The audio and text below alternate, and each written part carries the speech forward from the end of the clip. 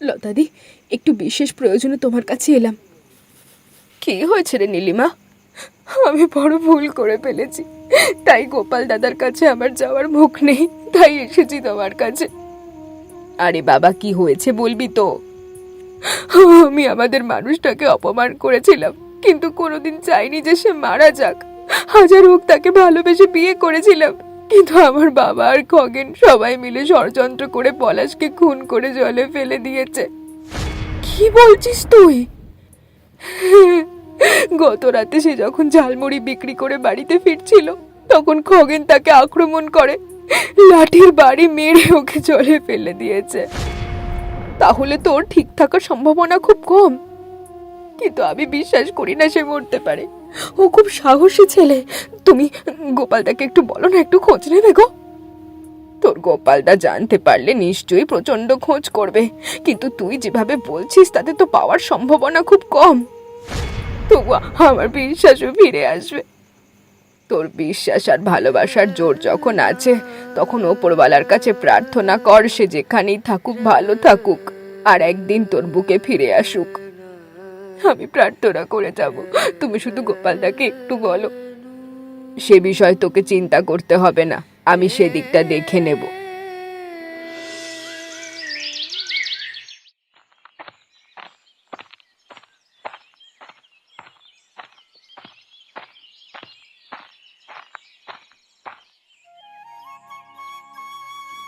আরে বহুদিন পর দেখা যে রতন, তা কি খবর তোর? শহরে গেলে আর পাত্তাই পাওয়া যায় না। শহর ঝাঁ চকচকে হলেও আমরা গ্রামের মানুষ, তাই গ্রামের দিকে মন পড়ে থাকে, কিন্তু কি করব বলো তো, পেটের দায় থাকতে হয়। তারপর বল ওদিকের কি খবর? কি আর খবর বলবো, দিন রাত শুধু গাড়ি ঘোড়ার আওয়াজ।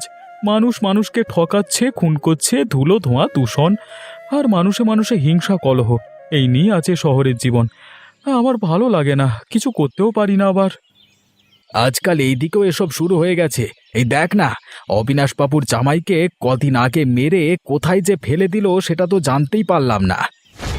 আরে এই কথা বলতে আমার মনে পড়ল, শহরে হঠাৎ করে একটা কোত্থেকে লোক এসে ঝালমুড়ির ব্যবসা করে জমিয়ে দিয়েছে। হ্যাঁ।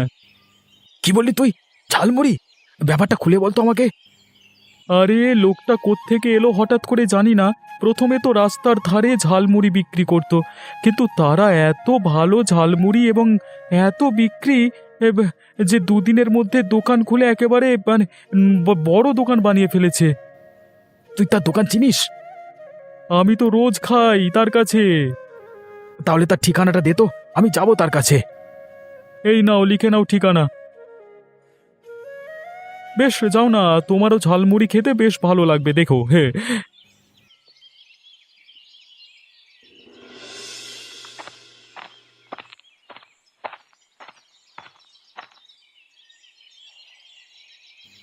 চিনতে পারছো আমাকে পলাশ? এ কি গোপালদা, তুমি এসেছো? আরে তুমি এখানের খবর পেলে কি করে? তুমি আমাদের ভুলতে পারো, কিন্তু আমি কি তোমাকে ভুলতে পারি বলো?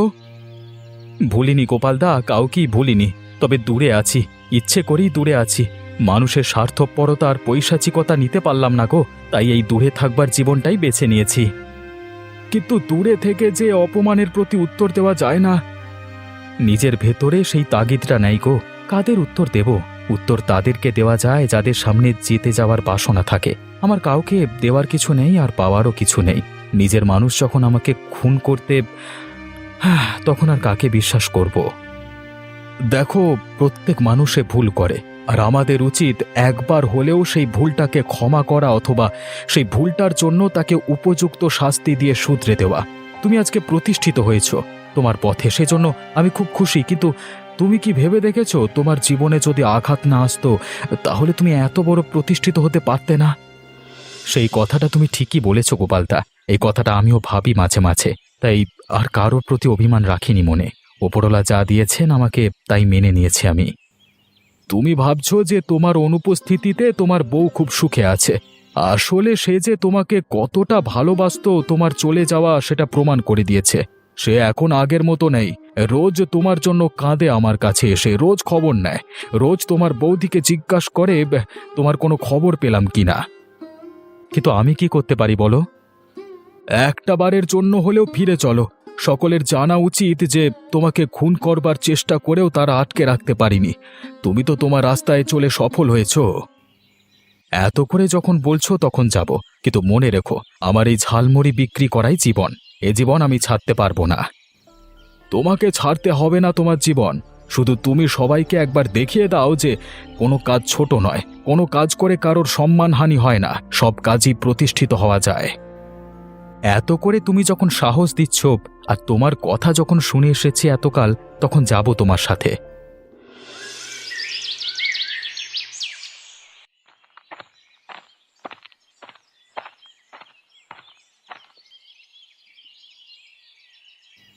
ও কি, কে এসেছে এটা? পলাশ, তুমি তুমি বেঁচে আছো? যাকে খুন করতে চাইলেন তাকে ভিখিরি অবস্থা থেকে আজকে রাজার অবস্থায় দেখে চিনতে পারছেন না? আজও আপনার আমার সকলের থেকে অনেক বড় লোক, চাইলে আপনার মতো 100টা অবিনাশকেও কিনে বেচতে পারে। আমার লজ্জায় মাথা হেঁট হয়ে আসছে। জীবনে প্রচণ্ড বড় ভুল করে ফেলেছি, ধীরে ধীরে বুঝেছি নিজের ভুল।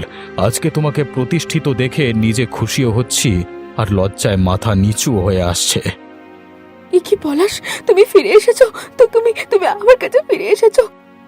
ফিরে এসেছি আমি, তবে ক্ষণিকের জন্য। আমি আমার বড় দোকান ছেড়ে কিছুতেই থাকতে পারবো না এখানে। সেখানে আমার অনেক কাজ। একদিন তোমরা সবাই চেয়েছিলে যে আমি তোমাদের অন্ন ধ্বংস না করি। আজকে আমার উপর নির্ভর করে প্রচুর মানুষ নিজের অন্ন সংস্থান করেছে, তাই তাদের কথা ভেবে চলতে হয় আমাকে।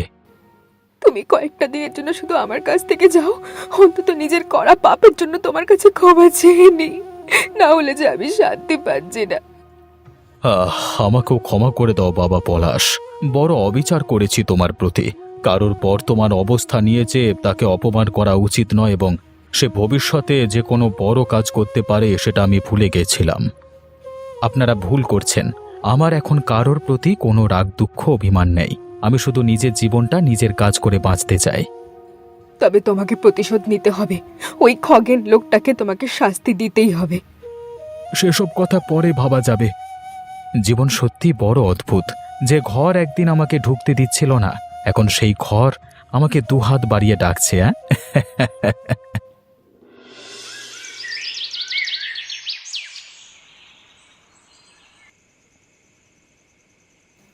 আমি জানি তুমি আমাকে কোনোদিন ক্ষমা করবে না, কিন্তু আমি তোমার কোনোদিন ক্ষতি চাইনি।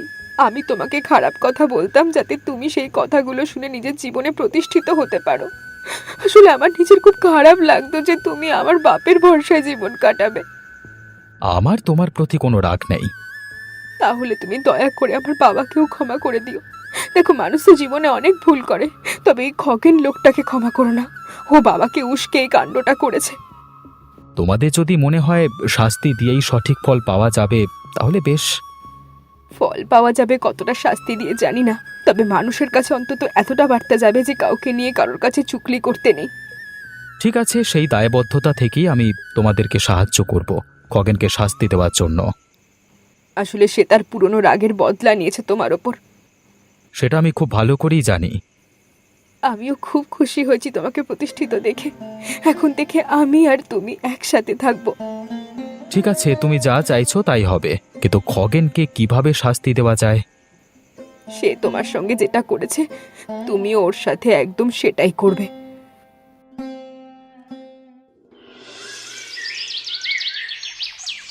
পালিয়ে যেতে দিস না মালটাকে। ছেড়ে দাও, ছেড়ে দাও, তোমায় ছেড়ে দাও। ছেড়ে দেবো বলে তো তোকে ধরিনি রে খগেন। তুই আমার শ্বশুর মশাইকে উত্তপ্ত করে যে কাণ্ডটা করেছিস, ঠিক সেই কাণ্ডটা আজকে তোর সাথে হবে। পাপের শাস্তি পাবি খগেন তুই আজকে। বাবু, একে তাহলে কি করা যায়? প্রথমে উত্তম মধ্যম দাও, তারপর মারতে মারতে ভরা বর্ষায় উত্তাল জলের মধ্যে ফেলে দাও।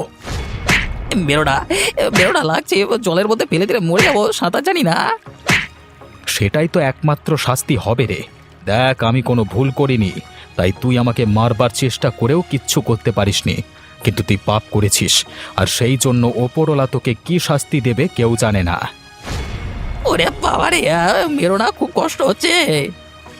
এবারে ওকে জলে ফেলে দাও।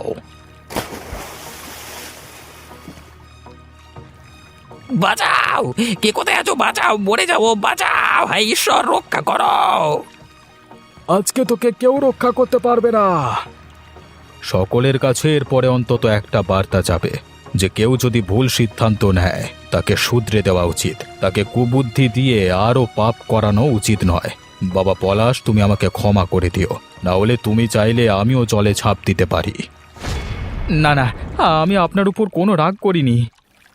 তাহলে এবার থেকে এই গ্রামে তুমি একটা তোমার ঝালমুড়ির দোকান খুলবে। আপনি যখন বলেছেন তখন আমি শহরের দোকানের পাশাপাশি এই গ্রামেতেও একটা ঝালমুড়ির দোকান খুলব।